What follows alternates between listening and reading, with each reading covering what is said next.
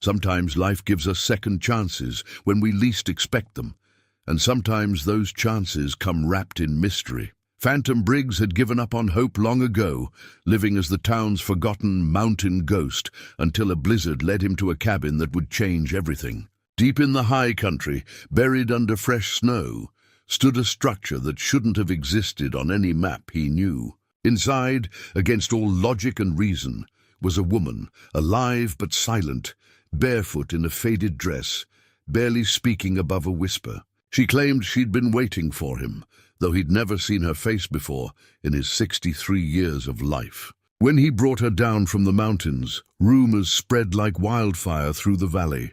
Some said she was a spirit, others called her mad. But the real question wasn't who she was.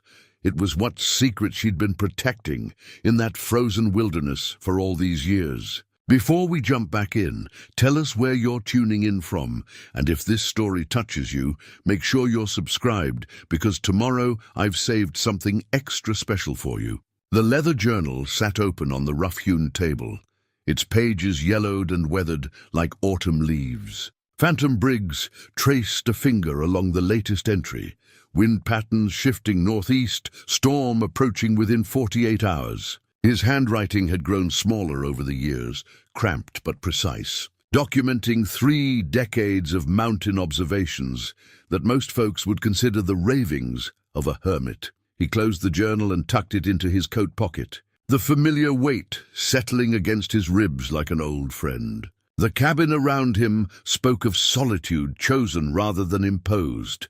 Every item had its place, every surface bore the careful attention of a man who had learned to find peace in the smallest details. Hand-carved shelves held mason jars of preserved vegetables, dried herbs hung in neat bundles from the rafters, and a stone fireplace dominated one wall with the efficiency of someone who understood that warmth meant survival. Outside, the wind had begun its restless dance through the pine boughs, carrying the scent of snow that wouldn't arrive for another day.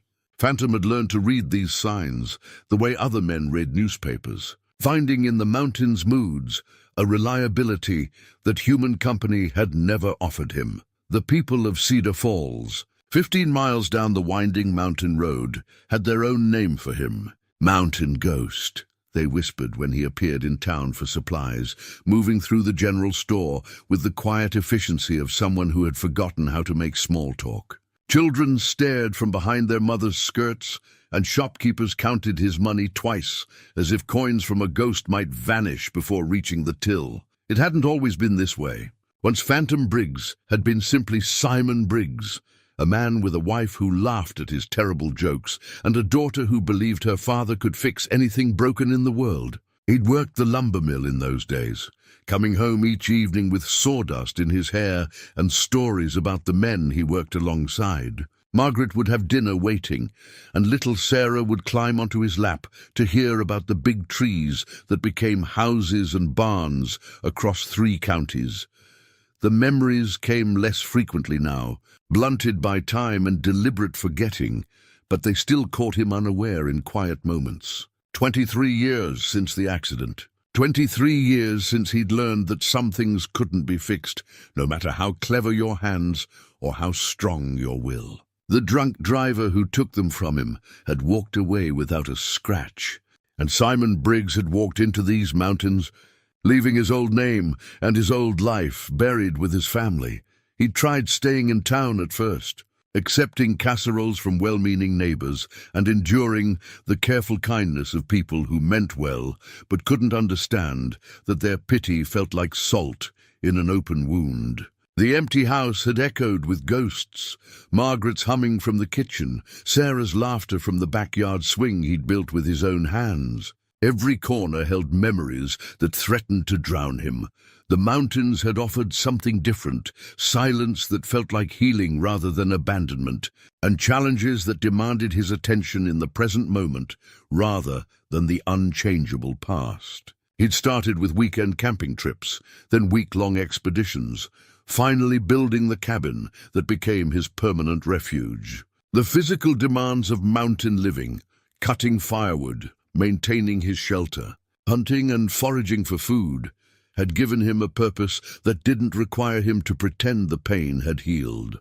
The townspeople had eventually stopped expecting him to return to normal life.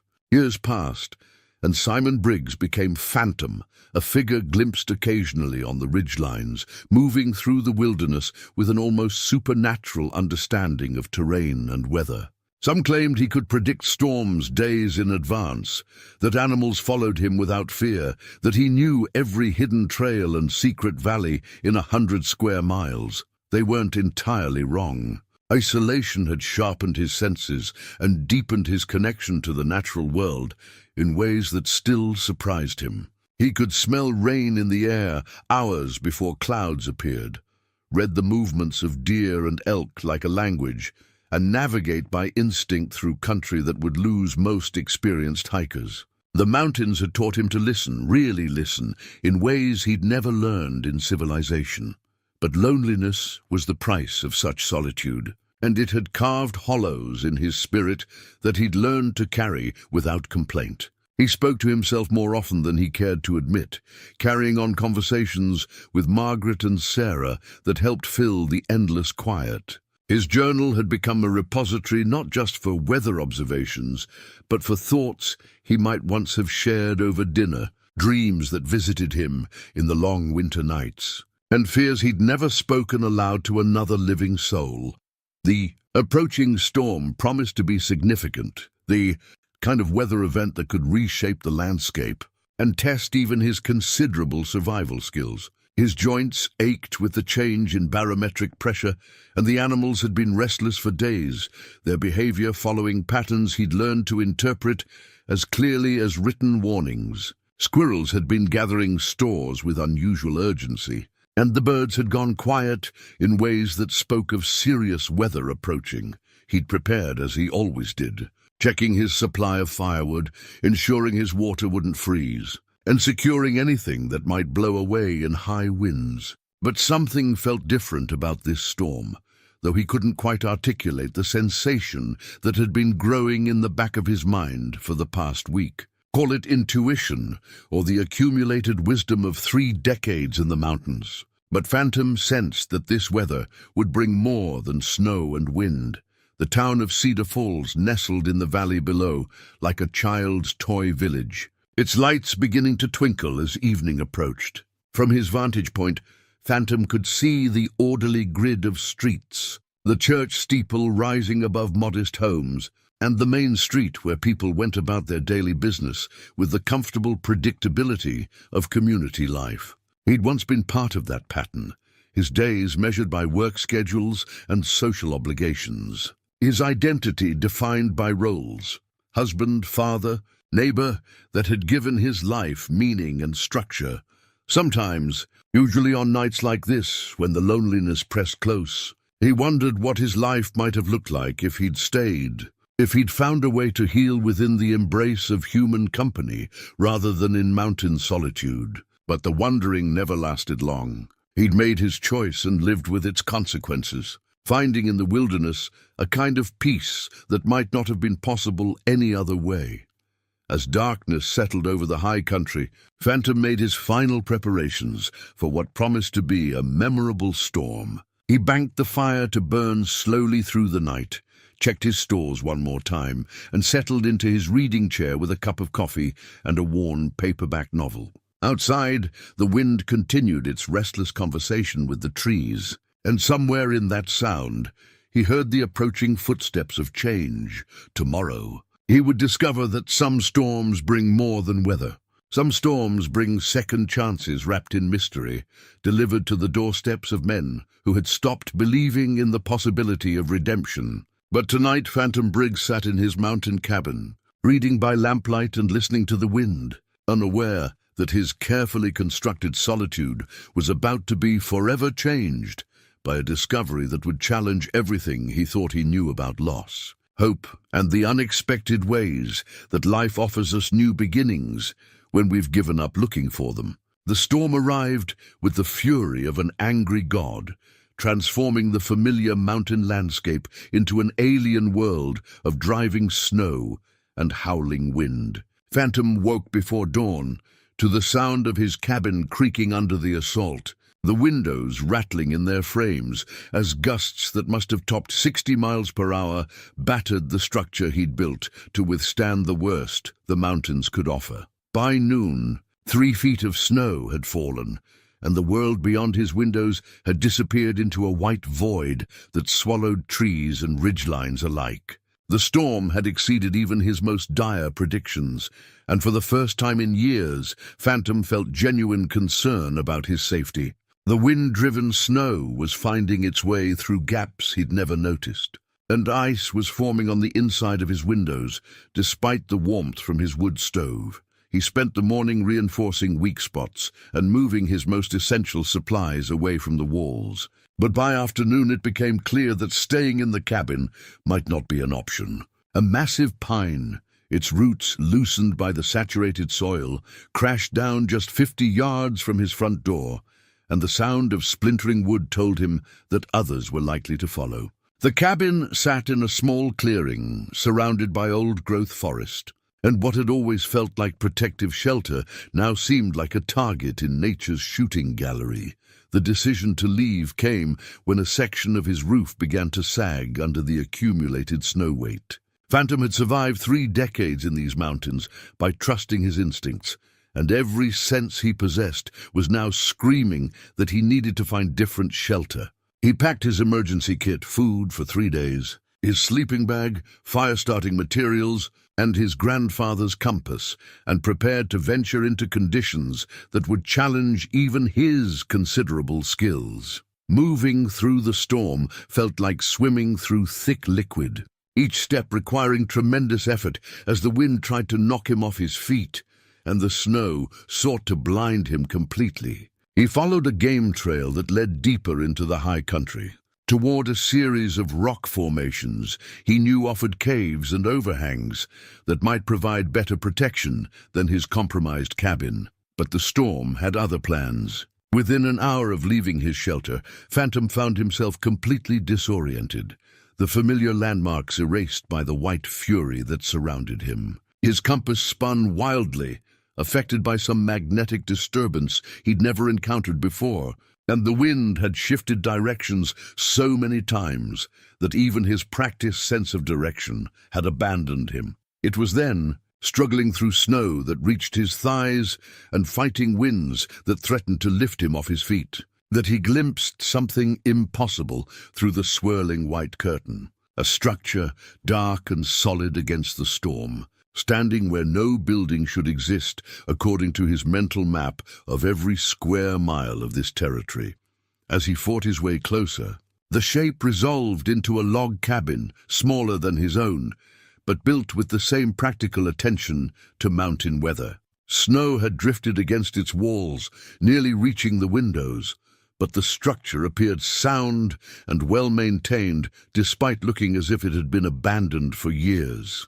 No smoke rose from its chimney, no light showed in its windows, yet something about the building seemed to call to him through the storm.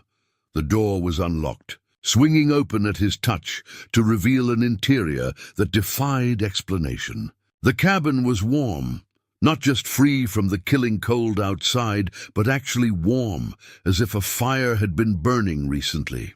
Candles flickered on a simple wooden table, their flames dancing without any apparent source of ignition. The single room was clean and orderly, furnished with handmade furniture that spoke of careful craftsmanship and patient attention to detail, and sitting in a chair by the cold fireplace, as if she had been waiting for his arrival, was a woman. She appeared to be in her 40s, though something about her eyes suggested either great youth or impossible age. Her dark hair fell in waves past her shoulders, and she wore a simple blue dress that looked as if it had been sewn decades ago, yet remained strangely pristine. Her feet were bare despite the cold, and when she looked up at his entrance, her expression showed no surprise at his sudden appearance.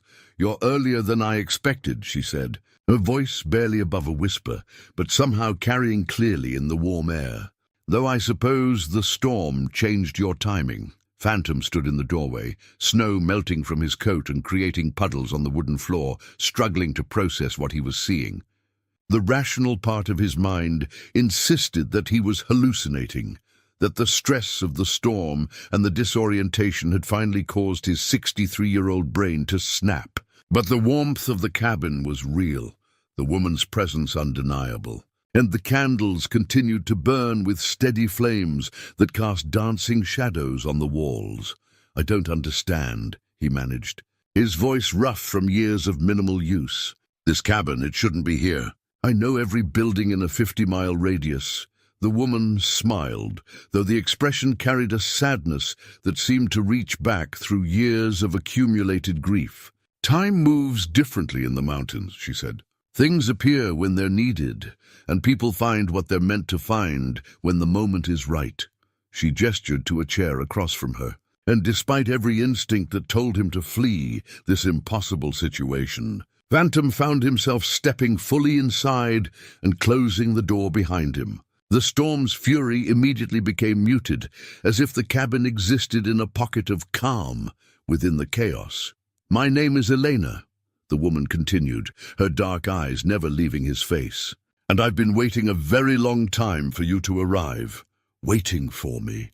Phantom set down his pack and remained standing, ready to bolt if this strange dream turned into a nightmare. "Lady, I don't know who you think I am, but you're the one they call Phantom," Elena interrupted, her voice gaining strength.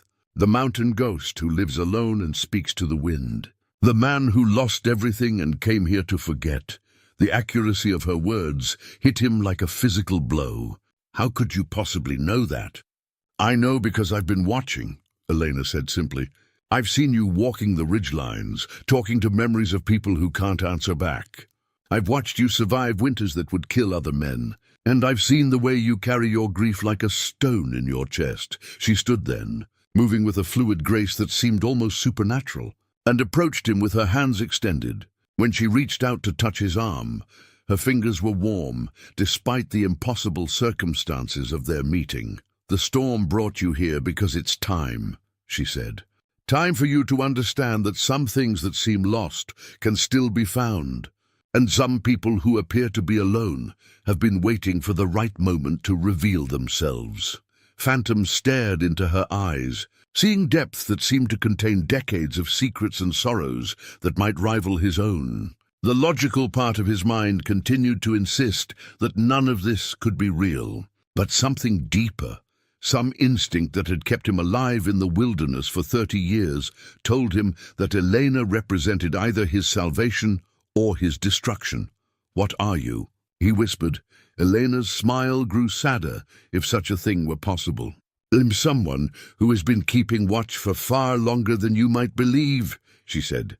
"And now that you're here, I can finally tell you about the children, and the secret I've been protecting, and why your arrival means that everything is about to change." Outside, the storm continued to rage, but inside the impossible cabin, Phantom Briggs found himself face to face with a mystery that would challenge everything he thought he knew about solitude, loss, and the unexpected ways that life offers second chances to those who have stopped believing in the possibility of redemption. The storm had passed by morning, leaving behind a world transformed by snow and silence. Phantom had spent the night in Elena's impossible cabin, dozing fitfully in the chair she'd offered while she remained motionless by the fireplace, staring into flames that burned without consuming any visible fuel. When dawn broke through the windows, painting everything in soft gold light, the magic of the previous evening felt both more real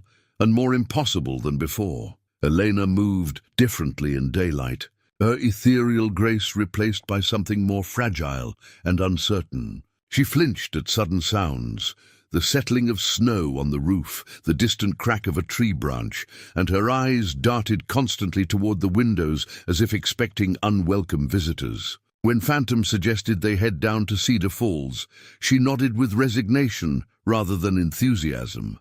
"They won't understand," she said, pulling a worn shawl around her shoulders. "People rarely do when faced with things that don't fit their understanding of how the world works." The journey down the mountain proved challenging even for Phantom's experienced navigation skills. The storm had altered familiar landmarks, and more than once he found himself questioning routes he'd traveled hundreds of times. Elena moved through the deep snow with surprising ease, her bare feet somehow finding purchase on ice that should have sent her tumbling. But she spoke little during the hours-long descent. Cedar Falls greeted them with a mixture of curiosity and suspicion that Phantom had expected, but Eleanor seemed unprepared to face. The general store fell silent when they entered, conversations stopping mid-sentence as every eye in the place fixed on the mysterious woman walking beside the mountain ghost. Elena pressed closer to Phantom's side, her breathing shallow and rapid. "Well, I'll be damned," muttered Harold Brennan, the store's owner, a man who'd known Phantom since his Simon Briggs days. Ghost finally found himself some company. The comment drew nervous laughter from the other customers.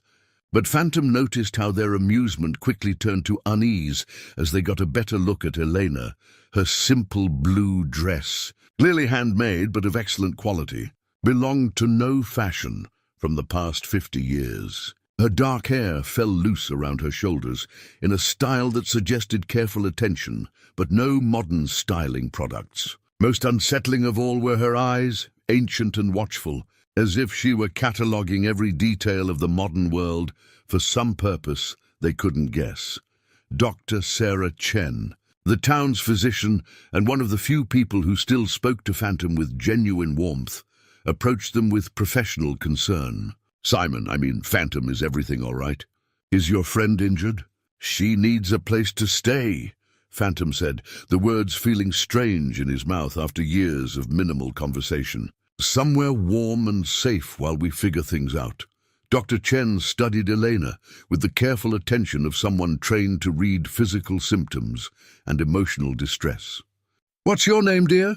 "Elena," came the whispered response, so quiet that several people leaned forward to catch it. "Elena, I'm Dr. Chen. Can you tell me where you're from?" Elena's eyes darted to Phantom before returning to the doctor. "The mountains," she said. "I've been in the mountains for a long time." "How long?" The question hung in the air as Eleanor seemed to struggle with an answer that made sense. Finally she said, "Long enough to watch the seasons change many times. Long enough to see children grow old." Dr. Chen exchanged a meaningful look with Phantom. "Why don't we step into my office? I'd like to make sure you're both healthy." After being out in that storm, the medical examination revealed nothing alarming from a physical standpoint. Elena appeared to be in excellent health, despite her claims of living alone in the wilderness. But her responses to questions about her recent past remained vague and often contradictory. She claimed not to remember exactly when she'd arrived in the mountains, couldn't provide a last name, and seemed genuinely confused by references to current events or modern conveniences. While Dr. Chen completed her examination, Phantom found himself fielding questions from increasingly curious townspeople. Mary Elizabeth Hartwell, the self-appointed keeper of local history and gossip, had arrived with a stack of old photographs and documents from the Historical Society. "I've been thinking about your friend's appearance," Mary Elizabeth said, spreading photographs across Dr. Chen's waiting room table. "Something about her seemed familiar, so I went through our old mining camp records." She pointed to a sepia-toned photograph dated 1897, showing a group of families posed in front of log cabins that looked remarkably similar to the one Phantom had discovered. In the center of the group stood a young woman who bore a striking resemblance to Elena.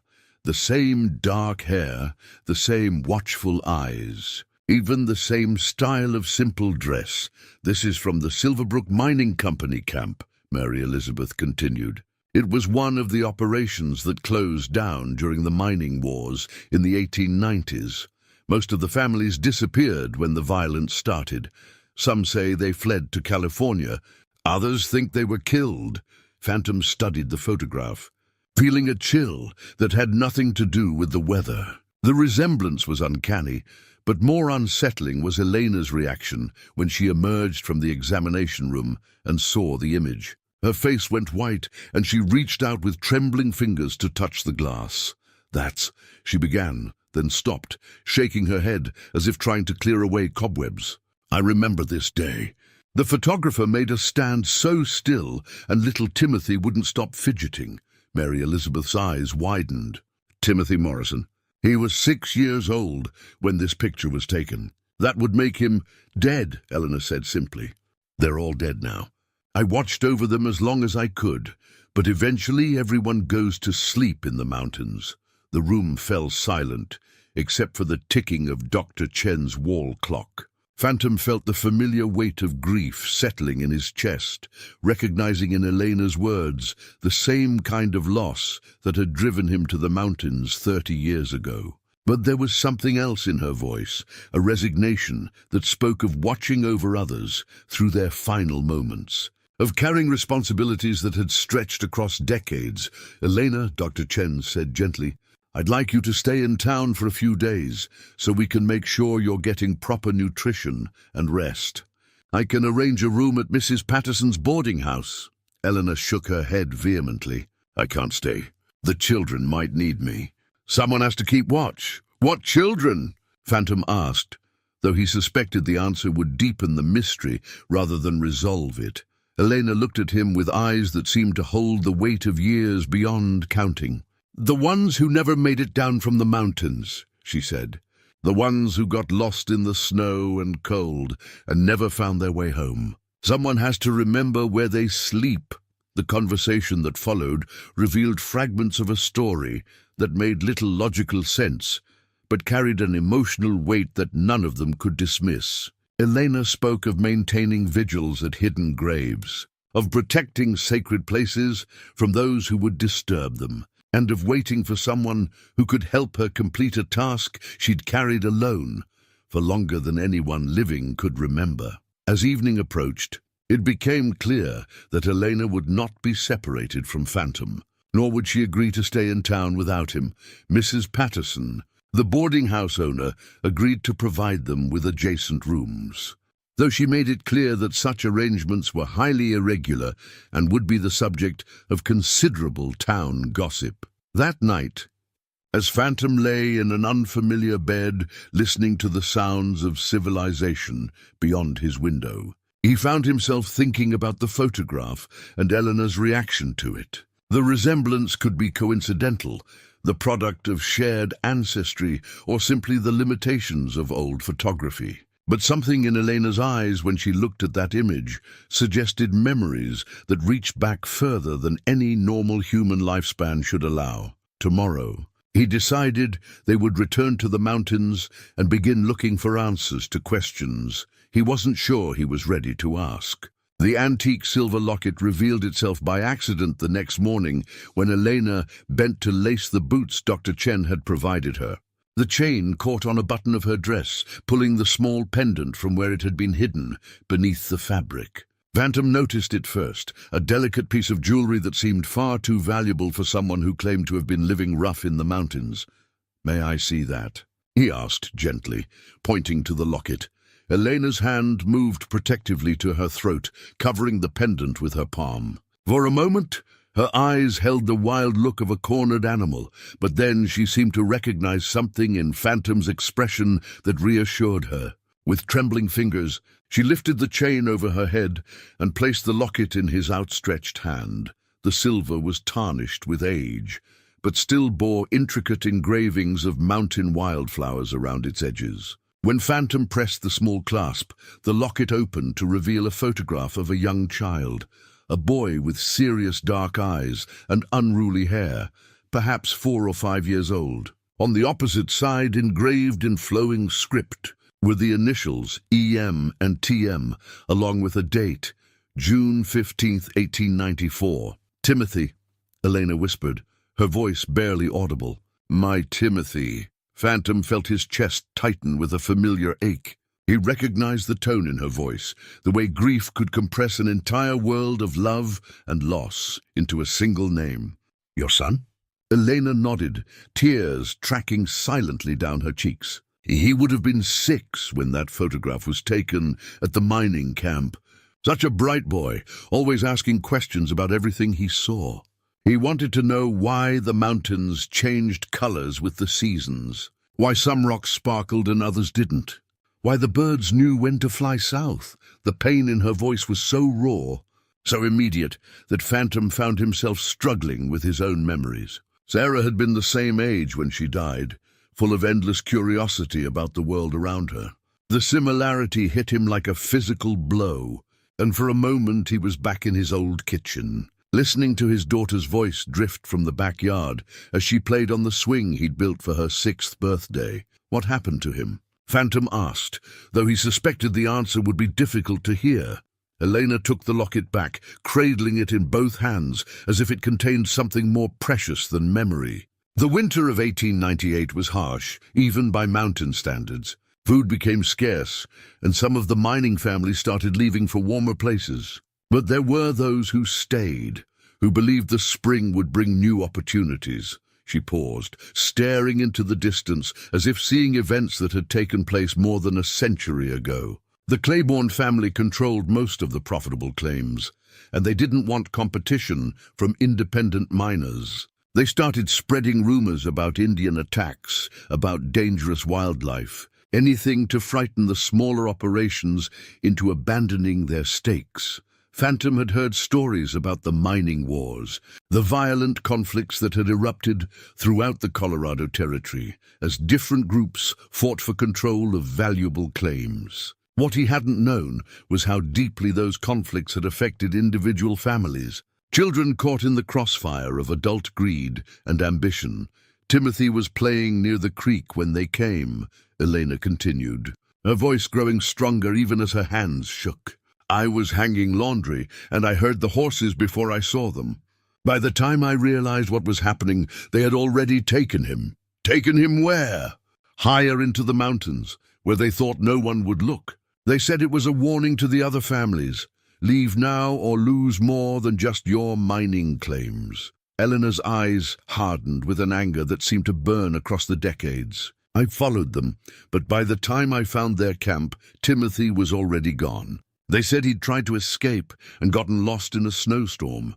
The story explained much about Elena's protective instincts, her apparent familiarity with hidden places in the mountains, and her obsessive concern for lost children. But it raised other questions that Phantom wasn't sure he wanted to explore. If Timothy had died in 1898, Elena would have to be well over 100 years old to have been his mother. Yet the woman sitting beside him appeared to be in her 40s at most, with clear skin and steady movements that spoke of health and vitality. Elena, he said carefully, how long ago did this happen? She looked at him with eyes that seemed to hold the weight of years beyond counting. Time moves differently when you're waiting, she said. When you're keeping watch over places where terrible things happened, where justice was never served. Sometimes it feels like yesterday. Sometimes like forever. Phantom understood the sensation she described, though his own experience with suspended time had lasted decades rather than centuries. Grief could indeed stretch moments into eternities, could make years pass like dreams, while single memories remained sharp enough to cut. Mary Elizabeth arrived at the boarding house just after noon, carrying an armload of documents and wearing the excited expression of someone who had made an important discovery. She spread the papers across the small table in Elena's room, her hands trembling with enthusiasm. I've been through every record we have from the 1890s, she announced. Birth certificates, death records, mining claim registrations, even some personal letters that were donated to the Historical Society. Look at this. She pointed to a faded birth certificate dated April 22nd, 1894. Timothy Michael Morrison, son of Elena Marie Morrison, born at Silverbrook Mining Camp. The document was signed by a midwife and witnessed by several camp residents, their signatures carefully preserved despite the passage of more than a century. And this, Mary Elizabeth continued, producing another document, a missing person report filed with the territorial authorities in December 1898. Timothy Morrison, age 4, disappeared from family camp. Mother Elena Morrison also missing, presumed dead, signed by Deputy Marshal William Claiborne. The name caught Phantom's attention immediately. Claiborne, the same family that controlled the mining syndicate, Elena finished, her voice flat with old hatred. William was the one who ordered Timothy's kidnapping. And when I wouldn't stop looking for my son, when I wouldn't accept their lies about what happened, they decided I was a problem that needed solving too. The pieces of the puzzle were starting to form a picture that defied rational explanation. But Phantom found himself believing Elena's story despite its impossible implications. The documentation was real, the pain in her voice authentic, and the locket provided physical proof of her connection to events that had taken place over a century ago. "They tried to kill you," he said. Not quite making it a question, Elena nodded slowly. "They brought me up to one of the high meadows during a blizzard, thinking the cold would do their work for them. But the mountains had other plans. Something happened that night. I'm not sure I understand it myself, but I survived. And I've been surviving ever since, keeping watch over the places where they hid their crimes, waiting for someone who could help me make things right." As the afternoon wore on, Elena shared more fragments of her impossible story. She spoke of finding Timothy's body in a hidden cave, of burying him with her own hands, while promising to protect other children from suffering the same fate. She described decades of solitary vigil, moving through the mountains like a guardian spirit, intervening when she could to prevent tragedies and maintaining memorials for those she couldn't save. The townspeople who gathered to hear her story reacted with a mixture of fascination and skepticism. Some dismissed her claims as the delusions of a woman who had spent too long alone in the wilderness. Others found themselves drawn to the sincerity in her voice, the specific details that suggested either genuine memory or an elaborate fantasy based on careful historical research. But Phantom found himself believing not because of the evidence, but because of the recognition he saw in Elena's eyes. She carried grief the way he did, as a constant companion that shaped every thought and decision. The difference was that her mourning had been stretched across a time span that should have been impossible, sustained by some force that had kept her alive and aware long past any normal human lifespan. As evening approached, Elena made a request that surprised everyone present. "I want to go back to the mountains," she said. "There are things I need to show you, places where the truth is written in stone and earth. If you truly want to understand what happened to Timothy, to all the lost children, you'll have to see for yourself." Phantom nodded without hesitation, recognizing in her words an invitation to share the burden she'd carried alone for so long. Tomorrow they would return to the high country, and he would learn whether Elena's story was the product of a damaged mind or the testimony of someone who had witnessed horrors that history had chosen to forget. Elena's hands moved with surprising steadiness as she sketched on the piece of birch bark, her fingers guiding the charcoal stub with the confidence of someone who had traced these paths countless times. The map that emerged under her careful attention showed a topographical understanding of the high country that impressed even Phantom's experienced eye.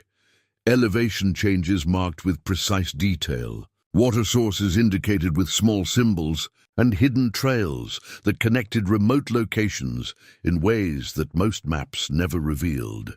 "This is where I found Timothy," she said, marking a spot with a small cross near what appeared to be a series of interconnected caves. "And here, another mark, this one deeper in the wilderness, is where they kept the other children when they thought no one was looking." Phantom studied the map with growing amazement. Elena had marked locations he recognized from his own decades of mountain exploration. But she had also indicated features he'd never discovered, hidden springs, natural shelters, and pathways that seemed to exist in the spaces between the official trails. Most intriguing were the symbols she'd drawn at various points, small circles that she explained were burial sites, squares that marked abandoned campsites, and triangles that designated what she called safe houses. "How many children?" he asked, though he wasn't sure he wanted to know the answer. Elena's expression grew distant as she continued adding details to the map. 43 that I know of, though there may have been more. The Claiborne Syndicate used kidnapping as a weapon to drive out competing miners. Take a family's children, and they'll abandon even the richest claims to search for them. Most never found their little ones alive. The scope of the crime, described by Elena's map, staggered Phantom. He'd known about the violence of the mining wars in general terms, but the systematic targeting of children represented a level of calculated cruelty that went beyond simple business competition. It was genocide disguised as economic warfare, designed to eliminate entire families rather than just their claims. Why hasn't anyone found evidence of this before? Phantom asked. 43 children don't just disappear without leaving traces. Elena looked up from her map, with eyes that held depths of sorrow he was still learning to read. Because the Claibornes controlled the law as well as the mining operations. Deputy Marshal William Claiborne wrote the official reports, decided which disappearances to investigate and which to ignore. Anyone who asked too many questions found themselves facing charges for disturbing the peace or interfering with legitimate business operations. She pointed to a series of marks.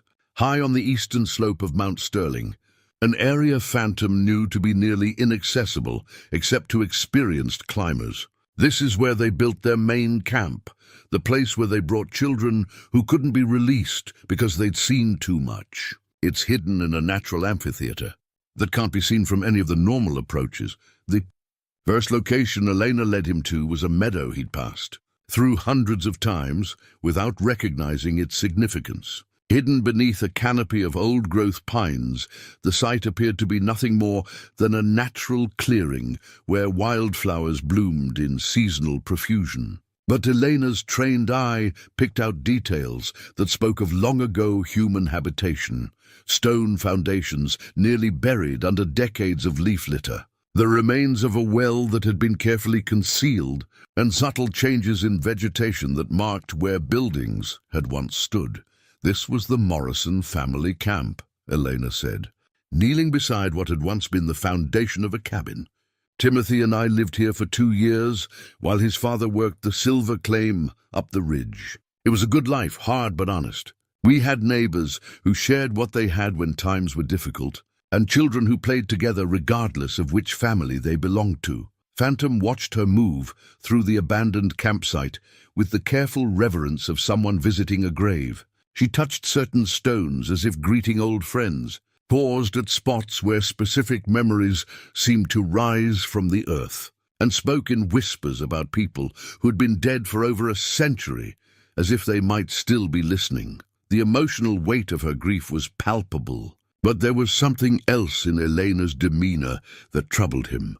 She moved through this place with an intimacy that suggested recent familiarity rather than distant memory. The way she knew exactly where to look for hidden features, the casual manner in which she navigated obstacles that should have been overgrown by decades of forest growth, it all pointed to someone who had been tending this site regularly rather than simply remembering it. You've been coming back here, he said, not quite making it a question. Elena nodded without looking up from the stone she was examining. Every year on Timothy's birthday, and again on the anniversary of the day they took him, I bring wildflowers and tell him about the changing seasons, about the animals I've watched grow old, about the few children I've been able to help over the years. She led him to a depression in the earth that he would have mistaken for a natural hollow, but which Elena revealed to be the remains of a root cellar. Using her hands to clear away accumulated debris, she exposed a wooden trapdoor that creaked open to reveal a space that had been carefully maintained despite its apparent abandonment. Inside the underground chamber, Phantom found evidence that transformed Elena's story from possible delusion to documented reality. Carefully preserved in oiled cloth were photographs, letters, official documents, and personal belongings that told the story of the Morrison family and their neighbors. Birth certificates, marriage licenses, mining claim registrations, and correspondence with relatives. Back east painted a picture of ordinary people, trying to build extraordinary lives in an unforgiving landscape, and most compelling were the children's belongings, toys carved from wood, small clothes sewn with careful attention to growing bodies. and books with inscriptions from parents who believed education was important, even in the wilderness. Elena handled each item with reverence, sharing stories about their owners with a specificity that suggested either perfect memory or careful documentation. "This was Timothy's favorite," she said, holding up a small wooden horse with a broken leg that had been carefully repaired. "His father carved it for his 4th birthday, and he carried it everywhere. Even when the other children teased him for playing with baby toys, he wouldn't give it up." Phantom felt his throat tighten as he watched Elena cradle the toy horse. The gesture reminded him of his own ritual visits to Sarah's grave, the way he still brought her favorite flowers on her birthday and spoke to her headstone as if she might respond. Grief created its own language, its own ceremonies, and he recognized in Elena's actions the same desperate need to maintain connection with love that death had interrupted. But the root cellar contained more than sentimental artifacts. Elena showed him a metal box that held what appeared to be evidence of the crimes she'd described, letters between members of the Claiborne Syndicate discussing problem families, lists of children with notations beside their names, and detailed maps showing the locations of hidden camps and burial sites. "I gathered these over the years," Elena explained, taking them from abandoned campsites and finding them in places where the guilty thought they'd hidden their secrets forever. "Some I took from the bodies of men who died with their crimes unconfessed. Others I found in caches they buried, thinking they'd return someday to destroy the evidence." The documents painted a picture of systematic atrocity that went far beyond the casual violence typically associated with mining conflicts. The Claiborne Syndicate had operated with the efficiency of a military organization, using terror tactics that specifically targeted the most vulnerable members of competing families. Children weren't just collateral damage in their war for mineral rights, they were weapons. Their suffering designed to break the will of adults who might otherwise fight for their claims. "Why keep all this hidden?" Phantom asked. "Why not bring it to the authorities years ago?" Elena's laugh held no humor. "What authorities? The Claiborne family built this town with their stolen wealth. They own the mayor's office, the sheriff's department, and half the businesses on Main Street. Justice for murdered children doesn't exist when the murderers control the courts." As they climbed higher into the mountains, following Elena's hand-drawn map toward the sites where she claimed the worst atrocities had taken place, Phantom found himself struggling with questions that had no easy answers. Eleanor's knowledge of the terrain was undeniable, her evidence compelling, and her grief genuine. But the implications of her story required him to accept possibilities that challenged everything he thought he understood about life, death, and the nature of justice. The sun was setting by the time they reached the first of the locations Elena had marked as a burial site. Hidden in a grove of aspen trees whose white bark gleamed like bones in the fading light, she showed him a series of small stone cairns that marked the graves of children who had died far from home. Each pile of rocks bore scratched initials and dates, creating a memorial that had been maintained by Elena's solitary vigil for over a century. "I couldn't save them," she said, kneeling beside one of the cairns, "but I could make sure they weren't forgotten, that someone remembered their names and mourned their passing, that someone kept watch over the places where they sleep until justice could finally find them." Standing in that grove of memorial stones, surrounded by the vast silence of the mountains and the weight of Elena's impossible story, Phantom began to understand that he had been chosen for something larger than his own healing. Elena had been waiting not just for someone who could help her complete her vigil, but for someone who understood the price of carrying grief across years that stretched beyond normal human endurance. Tomorrow, she would show him the places where the worst crimes had been committed, and he would have to decide whether he was prepared to help her seek the justice that had been denied for more than a century. The carved wooden cross stood sentinel in a hidden glen where morning mist clung to ancient pine boughs like the whispered prayers of the dead. Elena approached it with the careful reverence of someone entering sacred ground.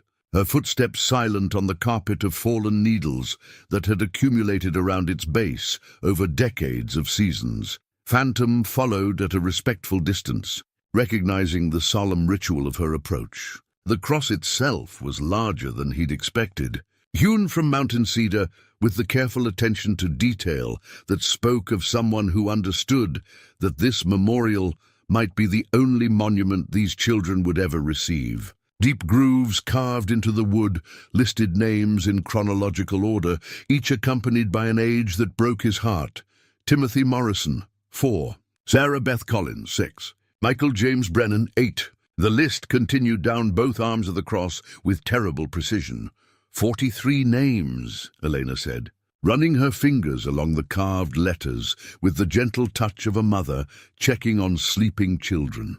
I carved this cross myself, adding each name as I found their resting places. It took me 7 years to locate all of them, but as Phantom examined the memorial more closely, he noticed something that made his blood run cold. One name had been deliberately scratched out, the wood gouged and scraped until the letters were barely legible beneath the damage. When he pointed this out to Elena, her expression darkened with an anger that seemed to reach across the decades.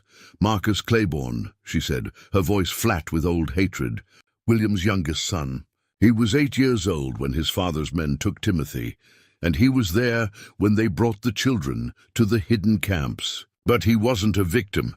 He was learning the family business. The story Elena told as they sat beside the memorial cross painted a picture of inherited evil that had been passed down through generations like a family trade.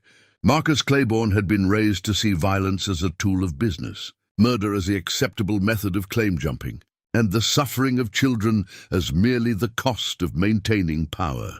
He grew up to be worse than his father, Elena continued, her eyes fixed on the scratched-out name. William at least pretended the killings were necessary for business.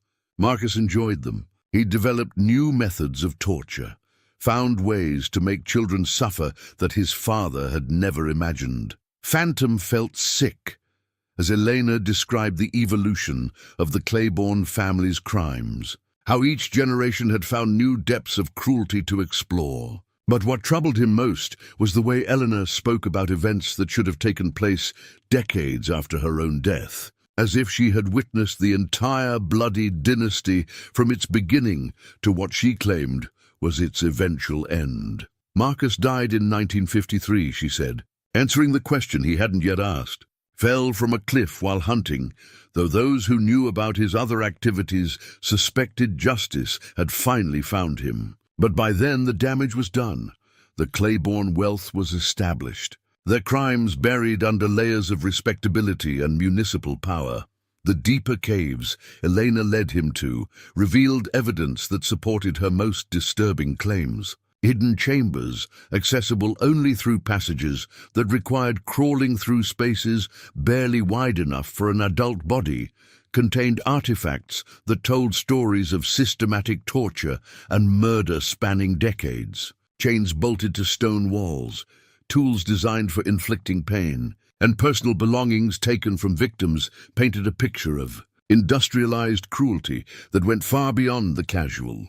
Violence of frontier disputes, but most horrifying were the journals, detailed records kept by successive generations of Claibornes documenting their crimes with the meticulous attention of bookkeepers, recording business transactions. Names, dates, methods of torture, and final disposal locations were all carefully noted in handwriting that grew more confident and elaborate as the years progressed. They were proud of their work, Elena said, handling one of the journals with the careful attention necessary to preserve evidence that might someday see courtroom light. Each generation tried to outdo the previous one, to find new ways to break spirits before breaking bodies. Phantom read entries that made him question his faith in human nature.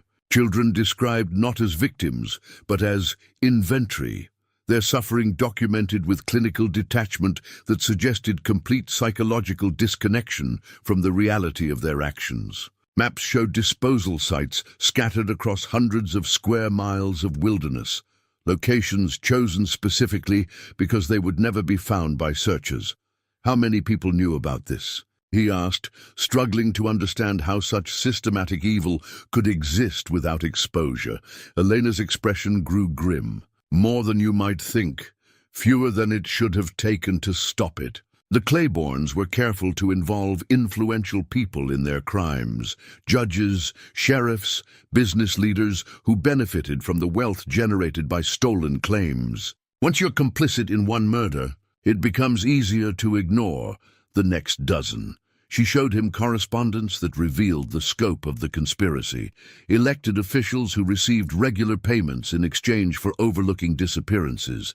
Businessmen who laundered money derived from stolen mining claims. And religious leaders who provided moral cover for families whose wealth came from blood. The corruption had infected every level of territorial society, creating a web of complicity that made justice impossible through conventional means. That's why I've been waiting, Elena said, closing the journal they'd been examining. Waiting for someone who wasn't part of their system, someone who could see the truth without being blinded by money or position or fear. Someone who understood that some crimes are so terrible they demand justice regardless of how much time has passed. As they explored deeper into the cave system, Elena revealed the full scope of her century-long investigation. She had documented not just the original crimes, but their continuing effects, how Claiborne wealth had shaped the development of Cedar Falls, how their influence had prevented any serious investigation into the missing families, and how their descendants continued to benefit from wealth built on the bones of murdered children. The current generation doesn't know the full truth, Elena explained, but they know enough to maintain the cover-up. Mayor James Claiborne is Marcus's grandson, and Sheriff Robert Claiborne is his great-nephew. They've spent their entire lives protecting the family, reputation, without understanding exactly what they're protecting. But Elena's investigation had uncovered something that could change everything. Evidence that the Claiborne crimes hadn't ended with Marcus's death in 1953. She led Phantom to a section of the cave where more recent artifacts suggested continuing activities well into the modern era, camping equipment from the 1970s and 1980s, personal belongings that couldn't have been in the caves for more than a few decades, and most disturbing of all, photographs that showed the cave system had been used for purposes she was reluctant to describe in detail. Some traditions die hard, she said, her voice barely audible in the enclosed space. And some families pass down more than just money and property. They pass down appetites that normal society can't satisfy. The implications of Elena's discovery hit Phantom like a physical blow. If the Claiborne family had continued their activities into the modern era, it meant that the children currently living in Cedar Falls might be at risk from threats their parents couldn't imagine. It meant that the evil Elena had been documenting for over a century was not a historical curiosity, but a continuing danger that required immediate action. "We have to take this to the authorities," he said. Though even as he spoke the words, he realized their futility. Elena's sad smile confirmed his worst fears. "Which authorities?"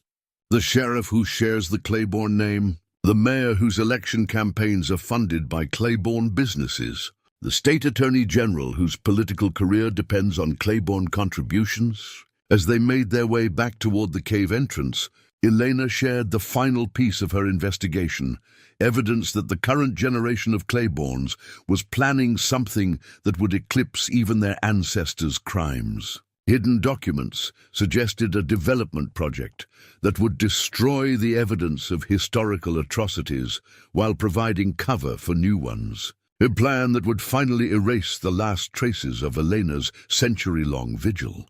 "They're going to build a resort," she said, showing him architectural plans and environmental impact studies that had been carelessly discarded in one of the cave chambers. "A luxury mountain retreat that will bring hundreds of families to the area. Children isolated from their normal support systems and surrounded by wilderness where disappearances can be explained as hiking accidents." The scope of the planned atrocity staggered Phantom. Not content with covering up historical crimes, the current generation of Claibornes was preparing to commit new ones on a scale that would dwarf even their ancestors' systematic evil. And they would do it with the full support of law enforcement and municipal government, protected by the same web of corruption that had shielded their family for over a century. Standing at the mouth of the cave, as evening light painted the mountains in shades of gold and crimson, Phantom realized that Elena had brought him to a moment of choice that would define the rest of his life. He could walk away, return to his mountain cabin and the solitary existence that had insulated him from the world's horrors for 30 years. Or he could accept the role Elena had been preparing for him, that of an instrument of justice for crimes that conventional law enforcement would never address. "What do you need from me?" he asked. Though he suspected he already knew the answer, Elena's smile carried hope for the first time since he'd met her. "I need someone who understands that some things are worth fighting for, even when the fight seems impossible. Someone who knows that protecting children is more important than protecting yourself. Someone who can help me finish what I started over a century ago. Tomorrow, she would show him the evidence that could bring down the Claiborne dynasty, and he would have to decide whether he was prepared to wage war against an enemy that had spent generations perfecting the art of escaping justice. The hidden compartment in Elena's cabin revealed itself only when Phantom accidentally bumped against what he'd assumed was a solid wall. The wood panel shifted under the pressure of his shoulder, sliding aside to expose a space that had been carefully concealed behind the fireplace's stone chimney. Inside, wrapped in oiled leather and preserved with the same meticulous care Elena had shown for everything else, were documents that would rewrite everything he thought he understood about her story. The deed papers were written in the formal legal language of the 1890s, but their meaning was unmistakable. Elena Marie Morrison was listed as the sole heir to mining claims that encompassed nearly 3,000 acres of the richest mineral deposits in the territory, including the land on which Cedar Falls itself had been built. The inheritance came from her father, Thomas Morrison, whose signature appeared on claim. Registrations dating back to 1885, 7 years before the major mining boom that had drawn the Claiborne syndicate to the area. "Your family were the original claimants," Phantom said, studying the carefully preserved documents with growing amazement. "They didn't just kill your son, they stole your entire inheritance." Eleanor nodded, her expression mixing vindication with sorrow that had been compressed across decades of injustice. "My father was one of the first prospectors to recognize the potential of this valley. He filed legal claims on the major silver veins 3 years before William Claiborne even arrived in the territory. But legitimate ownership meant nothing. When it stood in the way of men who preferred theft to honest work, the legal documents painted a picture of systematic fraud that had been carefully orchestrated over several years. The Claibornes hadn't simply murdered competing miners, they had created an elaborate scheme to transfer legal ownership of valuable claims to themselves through forged documents, bribed officials, and the elimination of anyone who might challenge their false titles. They couldn't just take the land by force, Elena explained, handling the deed papers with reverence due to sacred artifacts. Territorial law required proper documentation, witnesses, and official registration. So they created a paper trail that made their theft appear legal, then eliminated anyone who knew the truth about the original ownership. But the documents revealed something even more shocking than historical theft. The mineral rights Elena had inherited from her father included subsurface claims that extended far beyond the original mining areas, encompassing deposits of rare earth metals that hadn't been economically viable in the 1890s, but were worth millions in the modern economy. The planned resort development wasn't just about covering up historical crimes, it was about extracting resources that legally belonged to Elena. "They know," she said simply. "The current generation has always known that their wealth was built on stolen property. But recent geological surveys have revealed just how valuable my father's original claims really are. They're not just trying to hide evidence of murder, they're preparing to steal again. Phantom studied a geological report that had been filed with the county planning office, noting how carefully the proposed resort boundaries had been drawn to encompass exactly the areas covered by Elena's original inheritance. The Claibornes weren't planning a simple development project. They were executing a land grab that would finally give them legal ownership of property they'd been illegally occupying for over a century. "But you're still alive," he said, though even as he spoke the words, he struggled to understand their implications. "If you can prove your identity, these deeds would make you the legitimate owner of half the valley." Elena's laugh held no humor. "Prove my identity to whom?" "The courts that have been controlled by Claiborne influence for 4 generations. The sheriff's department that's been protecting their interests since territorial days. The state land office, where their people have been destroying inconvenient records for over a century." She showed him correspondence that revealed the scope of the modern conspiracy. Letters between current Claiborne family members discussing the Morrison problem and strategies for permanently eliminating any challenges to their property rights. The language was more sophisticated than their ancestors' crude brutality, but the intent remained unchanged. Elena represented a threat to wealth built on stolen land and covered up with murdered witnesses. "They've been watching me," Elena continued, producing photographs that made Phantom's blood run cold. Images of Elena tending the memorial sites, maintaining the hidden evidence caches, and even sleeping in her impossible cabin painted a picture of surveillance that had been going on for decades. The Claibornes knew exactly where she was and what she was doing. They'd simply been waiting for the right moment to eliminate the last witness to their family's crimes. "Why now?" Phantom asked, though he suspected the answer would involve the resort development and the modern mineral rights. Elena pointed to a letter dated just 3 months earlier, written on the official letterhead of the Colorado State Land Management Office. The document informed the Claiborne Mining Corporation that their application for expanded mineral extraction rights had been approved, pending final resolution of any competing claims on the designated properties. "Someone in the state government did their job properly," Elena said with grim satisfaction. They found references to the original Morrison claims in the Sashu territorial archives and flagged them as potential conflicts that needed to be resolved before new extraction permits could be issued. The bureaucratic discovery had created a crisis for the Claiborne family that went far beyond simple embarrassment. If Elena's legitimate ownership was recognized, it would not only cost them millions in mineral rights, but would also open them to criminal prosecution for a century of fraud, theft, and conspiracy. Every business deal, every political contribution, every civic improvement project funded with stolen wealth could be challenged in court. "They can't let you live," Phantom said, understanding finally why Elena had been waiting for someone who could help her complete her mission. "Not just because of what you know about the historical murders, but because of what you represent to their current operations." Elena nodded, her ancient eyes reflecting a weariness that came from carrying impossible burdens across impossible spans of time. "They've been planning my death for months, waiting for the resort development to provide cover for one final disappearance. A hiking accident in a remote area, a body that's never found, case closed."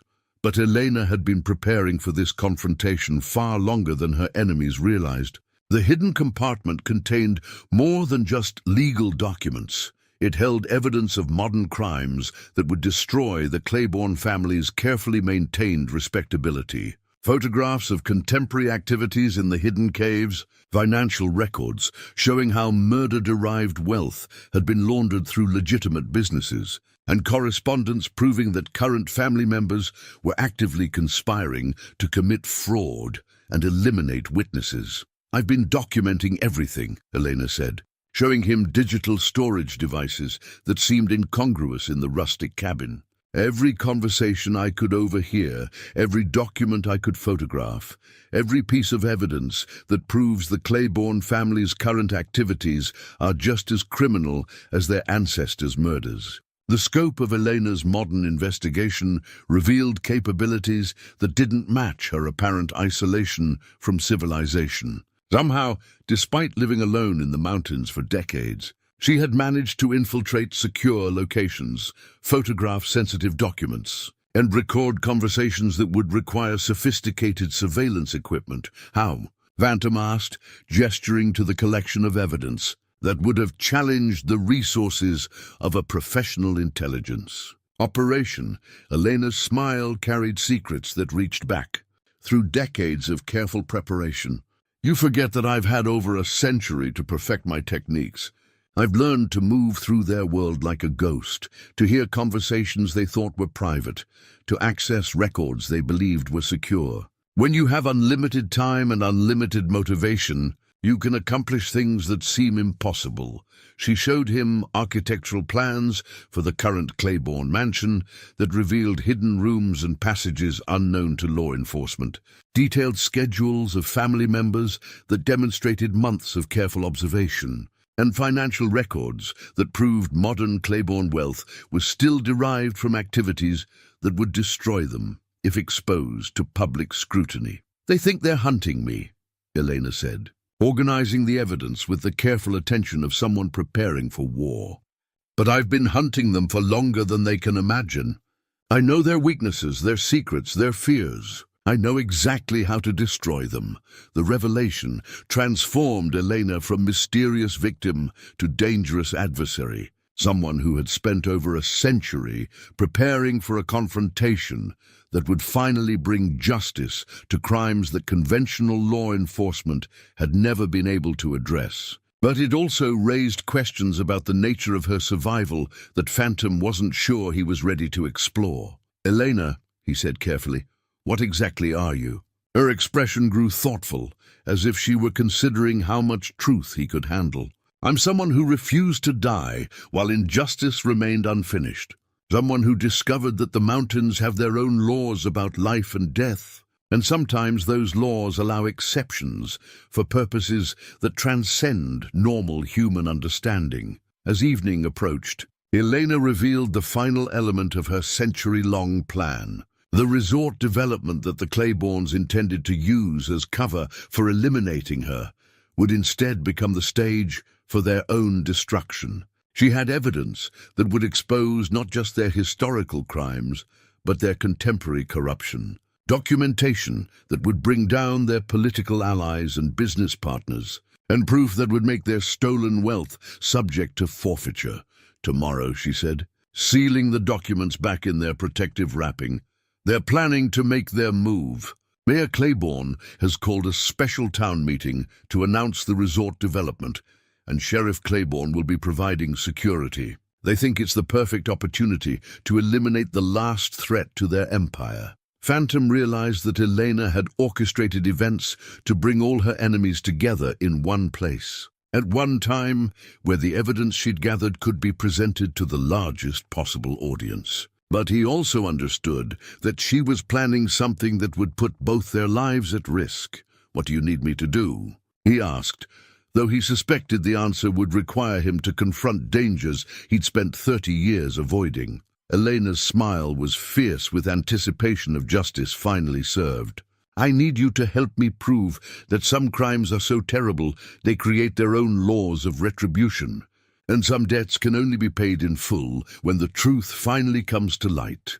Phantom's father's military compass sat heavy in his weathered hands. Its brass case worn smooth by decades of use in theaters of war most people could never imagine. He'd carried it through 3 tours in Vietnam, where Lieutenant Simon Briggs had earned commendations that he'd never spoken about to his wife or daughter. The weight of the instrument brought back memories he'd buried beneath 30 years of mountain solitude, tactical planning sessions, reconnaissance missions, and the cold calculations required to outmaneuver enemies who had every advantage except experience.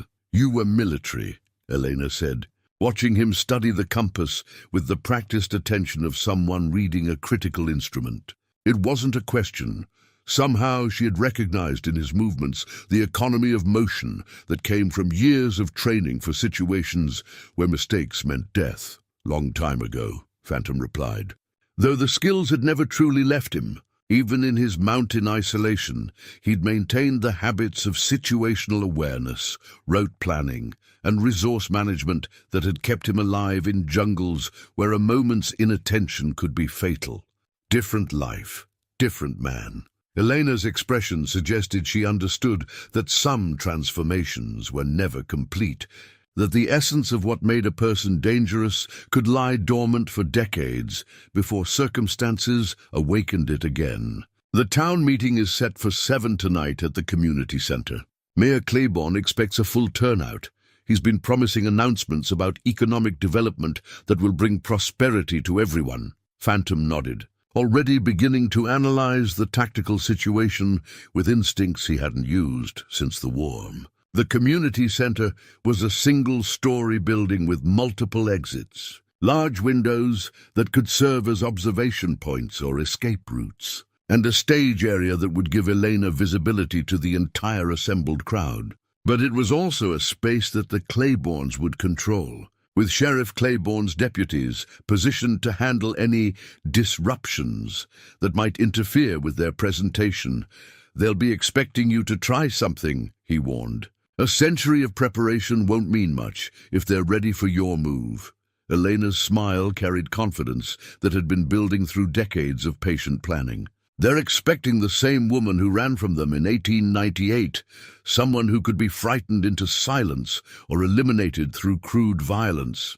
They're not prepared for someone who has spent over a century learning their weaknesses and planning their destruction."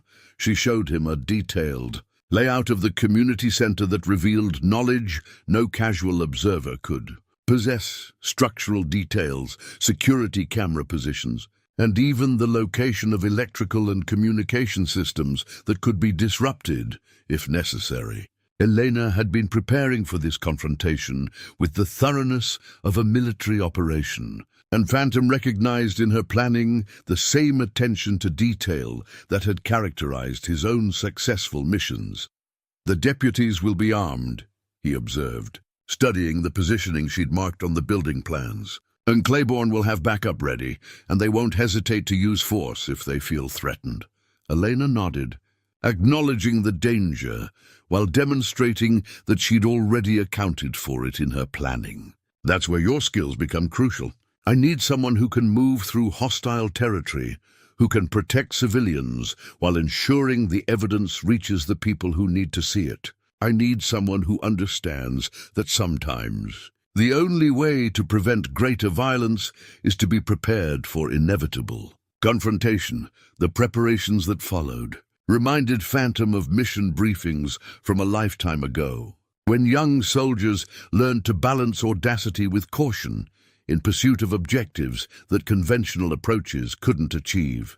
Elena had assembled not just evidence, but a comprehensive plan for presenting it in ways that would maximize impact while minimizing the opportunity for the Claibornes to suppress or discredit it. "The key is simultaneity," she explained, showing him communication equipment that seemed sophisticated for someone who claimed to live in mountain isolation.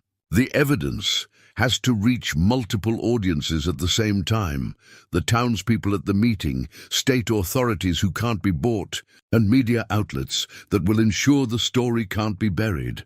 Phantom studied the coordination required for Elena's plan, recognizing the complexity of an operation that demanded precise timing and flawless execution.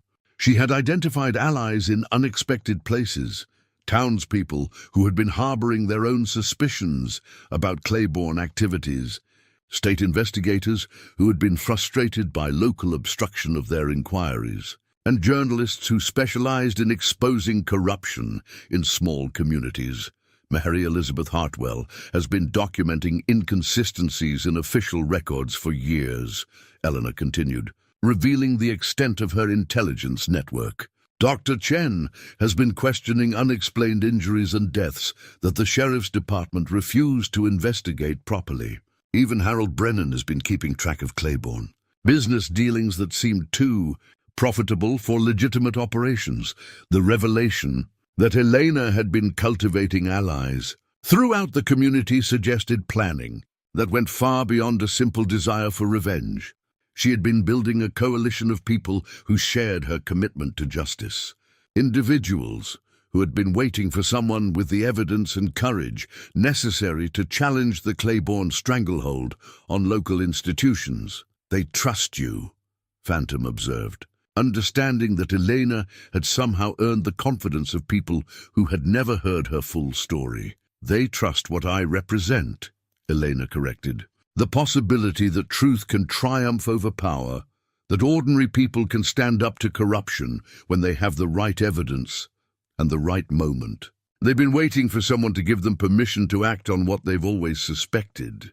As afternoon wore on, Phantom found himself slipping back into tactical mindset with an ease that troubled him. The careful analysis of terrain, the calculation of risks and benefits, the mental preparation for violence that might be necessary to protect innocent lives, all of it came back as if 30 years of peaceful mountain living had been nothing more than an extended leave from his true profession. Elena watched his transformation with understanding that suggested she recognized the necessity of awakening capabilities he'd hoped never to use again. "I'm sorry to ask this of you," she said quietly. "I know you came to the mountains to escape from violence, not to find more of it." Phantom thought about Sarah and Margaret, about the drunk driver who had destroyed his family and walked away without consequences, about the years he'd spent believing that justice was a luxury the world couldn't afford. "Some fights choose us," he said finally. "Some wrongs are so deep that walking away just makes us complicit in their continuation." The final preparations involved positioning backup evidence in locations where it could be retrieved if the primary plan failed, establishing communication protocols with Elena's network of allies, and creating contingency options for scenarios that might require immediate evacuation or armed resistance. Phantom found himself drawing on skills he'd acquired in situations where failure meant death for entire units, adapting counterinsurgency tactics to the challenge of exposing civilian corruption. "If something happens to me," Elena said, handing him copies of the most critical documents, "promise me you'll find a way to finish this. Promise me that Timothy and all the other children won't be forgotten again." Phantom accepted the responsibility with the gravity due to a sacred trust. He understood that Elena was asking him to carry forward a mission that had sustained her through impossible years, to become the guardian of justice for crimes that would otherwise remain forever hidden. As evening approached and the community center began, filling with townspeople who expected routine announcements about economic development, Phantom positioned himself according to Elena's carefully planned strategy. He carried with him not just his father's compass, but the accumulated weight of 3 decades in the mountains, 20 years of marriage and fatherhood, and military training that had prepared him for challenges he'd hoped never to face again. Elena made her own final preparations with the calm precision of someone who had been planning this moment. Through decades of patient waiting, she carried with her evidence that would destroy a century of carefully constructed lies, documents that would bring justice to 43 murdered children, and proof that would finally give her the peace that had been denied since the winter of 1898. "It's time," she said, checking the evening light and judging the moment when the community center would be at its fullest capacity. "Time to find out whether truth is stronger than the power that's been built on lies." Phantom nodded, feeling the familiar calm that had always preceded his most dangerous missions. Tonight he would discover whether the skills that had made him an effective soldier could be adapted to the challenge of protecting someone whose mission transcended conventional understanding of justice and retribution. The compass in his pocket pointed steadily north, but tonight True direction would be measured by moral considerations that no instrument could calculate. The ancient mining bell sat like a tarnished artifact on the stage of the community center, its bronze surface dulled by decades of weather, but still possessing the weight and presence that had once summoned miners to safety during cave-ins and emergencies. Elena had insisted on bringing it from the original Morrison mine site, claiming it would serve as both evidence and symbol of the justice they sought to deliver. Mayor James Claiborne stood at the podium with the confident bearing of someone who had never doubted his right to control the narrative. His polished appearance and practiced smile spoke of a man who had spent his entire political career deflecting questions and managing public perception, skills that had served his family well in maintaining their stranglehold on local power. Behind him, Sheriff Robert Claiborne and 3 deputies positioned themselves with the casual alertness of people expecting trouble they were prepared to handle with overwhelming force. "Ladies and gentlemen," the mayor began, his voice carrying the false warmth of someone accustomed to speaking to audiences who had no choice but to listen. "Tonight marks a historic moment for Cedar Falls, the beginning of a development project that will bring prosperity and recognition to our community for generations to come," Phantom observed from his position near the back doors, noting the exits Elena had marked on her plans and cataloguing the positions of potential threats. The room was packed beyond its normal capacity, with townspeople who had been drawn by promises of economic opportunity mixed with others who had come because Elena's network had quietly spread word that important revelations would be made. "The Claiborne family has always been committed to the welfare of this community," the mayor continued, launching into a speech that painted his ancestors as benevolent pioneers rather than the systematic murderers Elena's evidence would expose. "Our new resort development will create hundreds of jobs while preserving the natural beauty that makes our mountain valley so special." Elena waited in the wings of the community center stage, her simple blue dress replaced by clothing that spoke of preparation for confrontation rather than concealment. She carried with her a leather satchel containing copies of the most damning evidence, documents that would transform the evening from a civic presentation into an indictment of crimes spanning more than a century. The moment came when Mayor Claiborne opened the floor for questions, expecting the usual softball inquiries about construction timelines and employment opportunities. Instead, Elena emerged from the side entrance with the confident stride of someone who had been waiting over a century for this exact moment. "I have a question about the land ownership for your proposed development," she said, her voice carrying clearly through the packed room despite its quiet intensity. "Specifically, I'd like to know how the Claiborne family acquired title to property that legally belongs to the Morrison family. The change in Mayor Claiborne's expression was immediate and revealing, surprise, shifting quickly to recognition and then to the kind of cold calculation that Phantom had seen in the faces of enemy commanders who suddenly understood they were facing a dangerous opponent than they had anticipated. "Ma'am, I'm not sure what you're referring to," the mayor replied, his political instincts automatically engaging damage control protocols. "All development properties have been thoroughly researched and legally acquired according to state and federal requirements." Elena smiled with the confidence of someone holding irrefutable evidence, including the 3,000 acres originally claimed by Thomas Morrison in 1885, the mineral rights that were legally inherited by his daughter Eleanor Morrison, the property your family has been illegally occupying since they murdered the rightful owners in 1898. The room erupted in gasps and murmurs as Elena's accusations hit the assembled crowd like physical blows. Sheriff Claiborne moved immediately toward the stage, his hand resting on his weapon, while his deputies spread out to control the exits. But Elena had anticipated their response, and her allies throughout the audience were already prepared to act. Mary Elizabeth Hartwell stood up with a stack of historical documents, her voice cutting through the chaos with the authority of someone who had spent decades researching local history. "I've been comparing territorial land records with current property deeds," she announced. "The documentation Elena Morrison is referring to exists in the state archives, and it proves the Claiborne family has been fraudulently claiming ownership of stolen property for over a century." Dr. Chen rose from her seat with medical records that painted a different picture of local health statistics.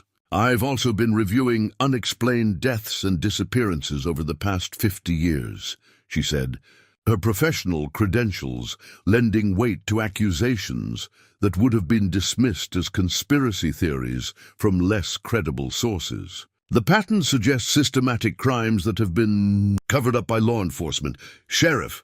Claiborne's response was swift and predictable. "Orders to his deputies to arrest Elena for disturbing the peace and making false accusations against public officials." But Phantom had positioned himself to intercept such moves, and his military training gave him advantages that small-town law enforcement had never encountered. The first deputy found himself on the floor with his weapon removed. Before he fully understood what had happened, Phantom's movement so swift and efficient that most of the audience missed the action entirely. The second deputy hesitated long enough for several townspeople to position themselves between him and Elena, creating a human barrier that would require violence against civilians to overcome.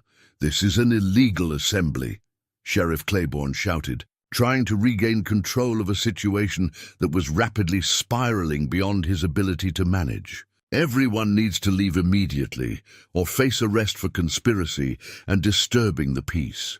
But Elena had spent over a century preparing for exactly this moment, and she wasn't about to be silenced by threats that had worked against previous generations of potential witnesses. She reached into her satchel and produced the original deed documents, holding them high enough for the entire audience to see.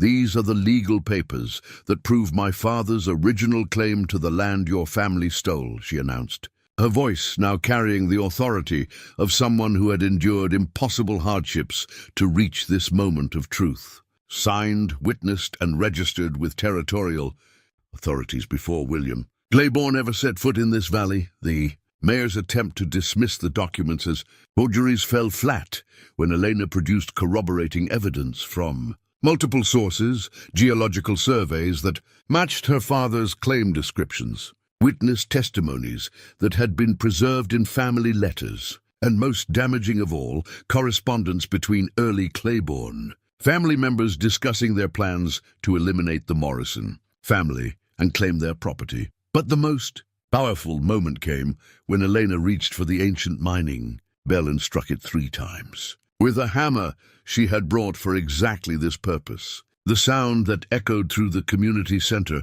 was more than just noise. It was a call to justice that seemed to resonate with something deeper than normal human hearing. "This bell once warned miners of danger," Elena said, her voice somehow carrying perfectly despite the chaos in the room. "Tonight, it warns this community about dangers that have been hidden for over a century. Crimes that have been covered up by the very people you've trusted to protect you." As the bell's echo faded, Elena began reading names from the memorial cross. 43 children whose deaths had been hidden beneath layers of corruption and intimidation. Each name carried with it a story of family destroyed, lives cut short, and justice denied by people who had used their power to escape consequences for unspeakable crimes. The effect on the assembled townspeople was electric. These weren't abstract historical crimes being discussed. These were the grandparents and great-grandparents of people still living in the community, families whose disappearances had been explained by convenient lies that no one had been brave enough to challenge. Sheriff Claiborne made one final attempt to restore order through force, drawing his weapon and ordering Elena to cease her presentation.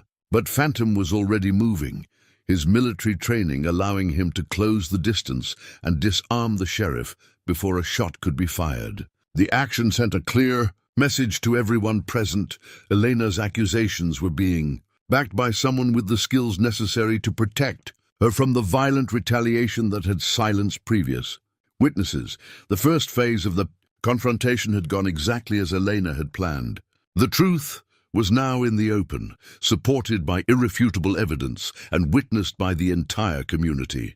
But Phantom knew that the Claiborne family's response would escalate quickly beyond what the community center could contain. "Get everyone out," he told Eleanor quietly, recognizing that their enemies would soon be bringing resources to bear that would endanger innocent civilians. This is just the beginning. The original land grant certificate emerged from Elena's satchel like a piece of history that had been waiting over a century to see daylight. Written on parchment that bore the official seal of the Colorado Territory and signed by Governor Samuel Crawford himself, the document represented unassailable proof of Elena's legal claim to property that had formed the foundation of Claiborne wealth for 5 generations. "This is the territorial grant that gave my father legal ownership of mineral rights throughout this valley," Elena announced, holding the certificate high enough for everyone to see despite the chaos that had erupted around them.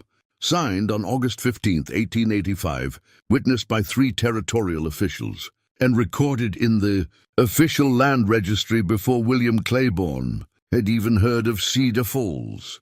Mayor Claiborne's response was immediate and desperate, a lunge toward Elena that was intended to destroy the evidence before anyone could examine it closely.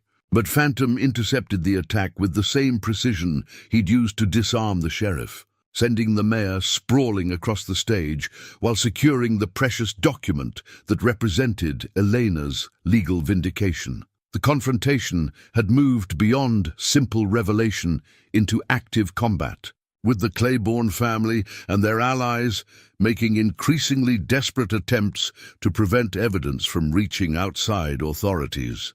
Sheriff Claiborne had radioed for backup from county and state law enforcement, claiming that domestic terrorists were threatening public safety and needed to be suppressed with overwhelming force. But Elena's century of preparation had anticipated exactly this response. Even as local authorities mobilized to protect their criminal allies, her network of contacts was simultaneously delivering copies of the evidence to state investigators, federal authorities, and media outlets that would ensure the story could never be completely suppressed. Dr. Chen had photographed every document with her phone, uploading images to cloud storage that could be accessed by journalists and law enforcement agencies beyond Claiborne influence.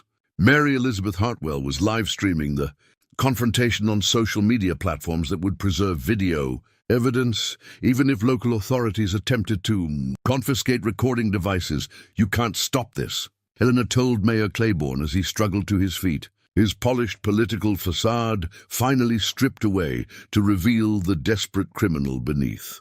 "Too many people know the truth now, and too many copies of the evidence exist in too many places for you to destroy them all." The mayor's response revealed the depth of his family's corruption and their willingness to use extreme measures to protect their stolen empire. "You think you've won something here?" he snarled, abandoning any pretense of respectability. "You think exposing old crimes matters when we control every institution that could prosecute them? We own this county, and we'll own the state investigators who try to challenge us." But Elena's smile carried confidence, built on more than just evidence and legal documentation. "You're thinking like criminals who have always been able to buy their way out of trouble," she said. "But some crimes are so terrible they create their own momentum for justice. And some truths are so powerful they can't be stopped by money or political influence." As if summoned by her words, the community center doors opened to admit federal agents who had been waiting for exactly this moment. Elena's network had included contacts within agencies that specialized in investigating historical crimes and contemporary corruption, and they had been building their own case based on evidence she had been providing for months. "Federal Bureau of Investigation," announced the lead agent, displaying credentials that immediately changed the dynamics of the confrontation. "Mayor Claiborne, Sheriff Claiborne, you're both under arrest for conspiracy, fraud, and violation of federal civil rights statutes related to the systematic cover-up of historical crimes. The federal intervention represented the culmination of Elena's century-long investigation, but it also triggered the final desperate response from people who had spent their entire lives believing they were beyond the reach of justice. Sheriff Claiborne made a last attempt to destroy the original land grant certificate, drawing a backup weapon and firing shots that sent the assembled townspeople diving for cover. Phantom's military training took over completely, his body moving with lethal efficiency to neutralize threats, while protecting civilians who had become inadvertent participants in a conflict that reached back through generations of violence and corruption. The skills that had kept him alive in Vietnam jungles proved equally effective in protecting innocents from enemies who had inherited their predecessors' willingness to murder anyone who threatened their power. When the gunfire ended, Sheriff Claiborne lay unconscious on the community center floor, his weapon secured and his capacity for violence permanently neutralized. Mayor Claiborne sat in federal custody, his political career destroyed and his family's century of criminal dominance finally ended by evidence that could no longer be suppressed or discredited. Elena stood at the center of the transformed community center, holding the land grant certificate that proved her rightful ownership of property stolen by murder and maintained through fraud. But more important than legal vindication was the knowledge that 43 murdered children would finally receive the justice that had been denied for over a century. "It's finished," she said quietly, though Phantom could see in her expression both satisfaction and the exhaustion that comes when a burden carried too long is finally set down. Timothy and all the others can finally rest in peace, knowing that their deaths have been acknowledged and their killers held accountable. The federal agents who took custody of Elena's evidence treated it with the respect due to documentation that would rewrite local history and expose corruption that had infected multiple levels of government. The original land grant certificate would become the centerpiece of legal proceedings that would strip the Claiborne family of illegally acquired wealth and transfer ownership to its rightful heir. But perhaps most significant was the transformation in the townspeople who had witnessed Elena's revelation. No longer passive victims of institutional corruption, they had become active participants in demanding justice for crimes that had shaped their community's development. The fear and silence that had protected the Claiborne dynasty for generations had been broken by truth that could no longer be contained as the community center gradually emptied and federal agents completed their initial evidence collection. Elena approached Phantom with gratitude that transcended simple thanks for protection during a dangerous confrontation. "You gave me something I thought I'd lost forever," she said, her ancient eyes finally showing peace rather than the desperate determination that had sustained her through impossible years. "You gave me someone who believed my story, someone willing to help me complete a mission that had to be finished before I could finally let go." Phantom understood that Elena's long vigil was ending, that justice served would finally allow her to find the rest that had been denied since the winter of 1898.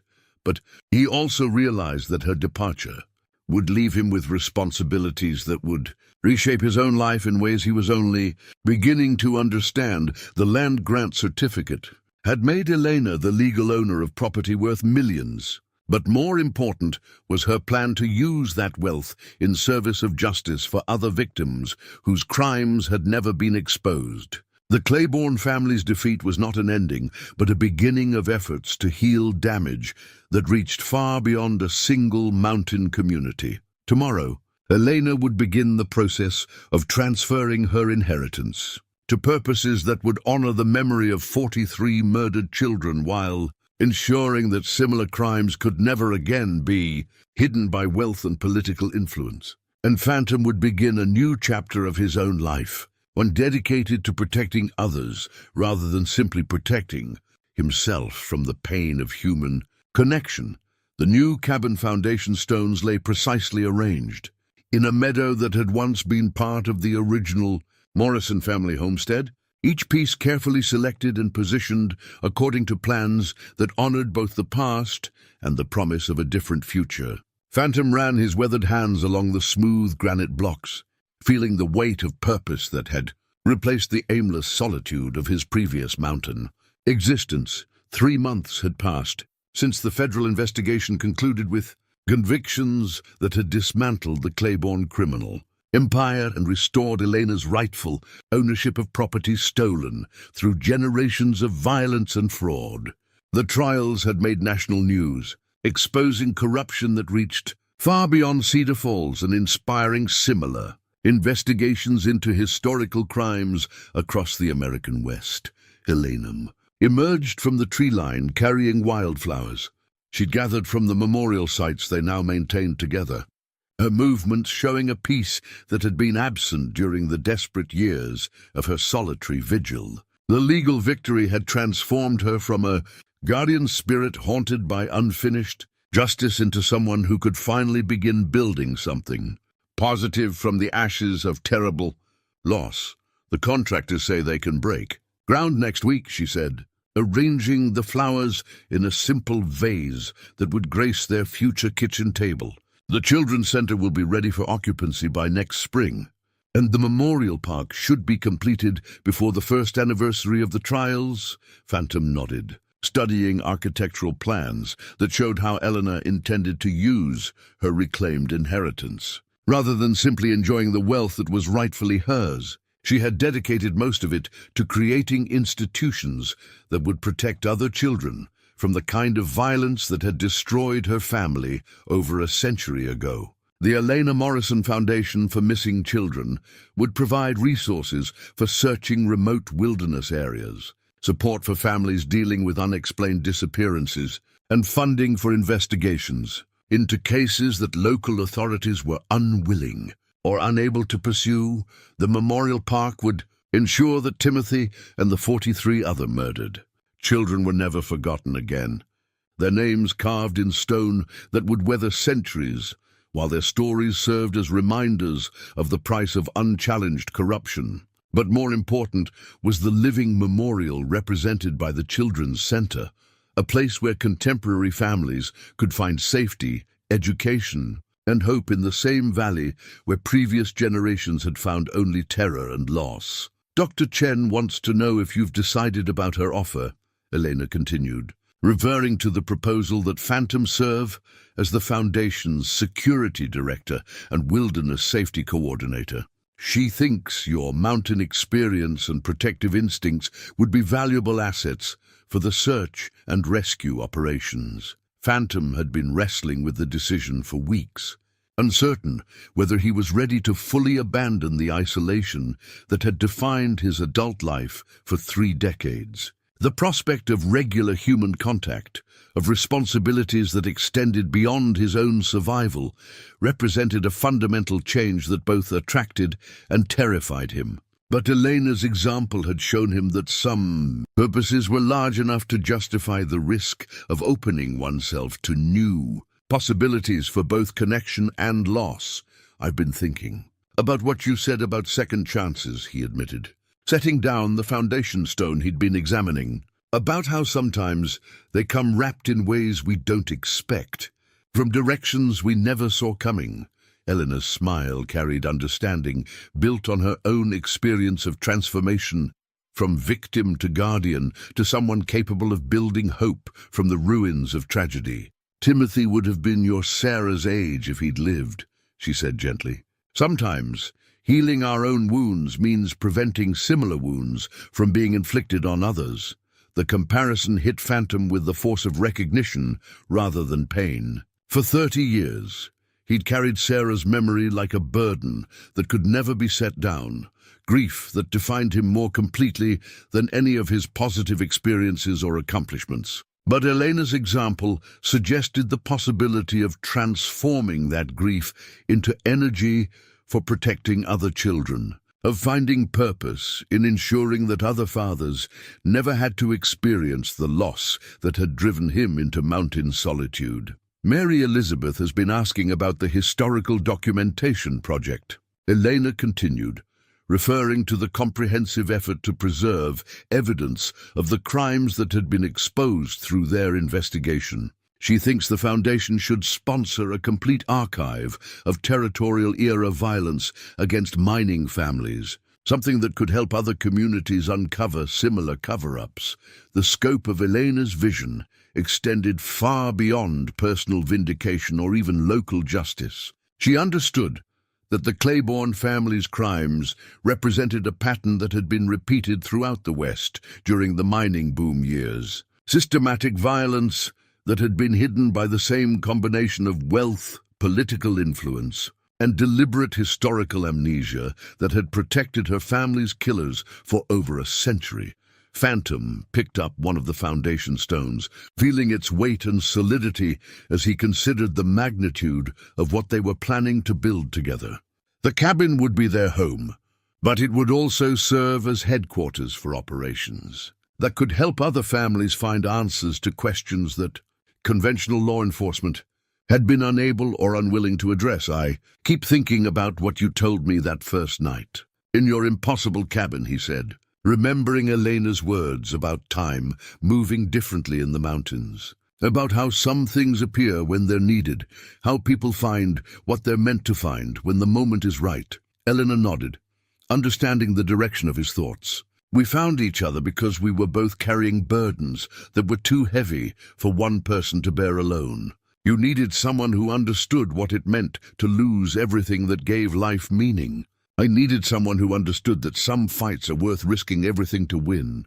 As evening approached, they worked together to level the ground where their cabin's foundation would rest, each stone representing not just structural support, but symbolic commitment to building something lasting from the materials of shattered lives. The physical labor felt like meditation, purposeful movement that connected them to the earth where so much tragedy had occurred, and where healing was finally beginning to take root. The town of Cedar Falls spread out below them in the valley, its lights beginning to twinkle as families settled into evening routines that no longer carried the hidden fear of unacknowledged corruption. The federal investigations had brought new leadership, honest law enforcement, and the kind of civic transparency that allowed communities to address problems rather than simply enduring them. "Sometimes I wonder what Timothy would think of all this," Elena said, placing the final stone of the evening and stepping back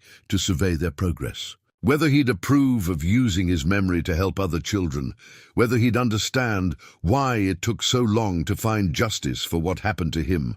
Phantom thought about his own conversations with Sarah's memory, the decades of one-sided dialogue that had helped him process grief while maintaining connection to love that death had interrupted but not destroyed.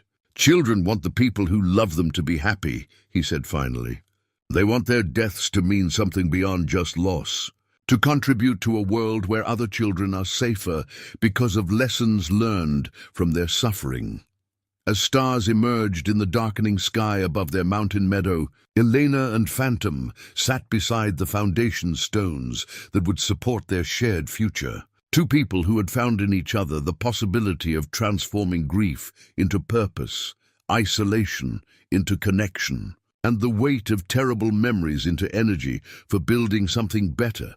The second chance that life had offered them came not as replacement for what they'd lost, but as opportunity to honor that loss through service to others who needed protection, justice, and hope.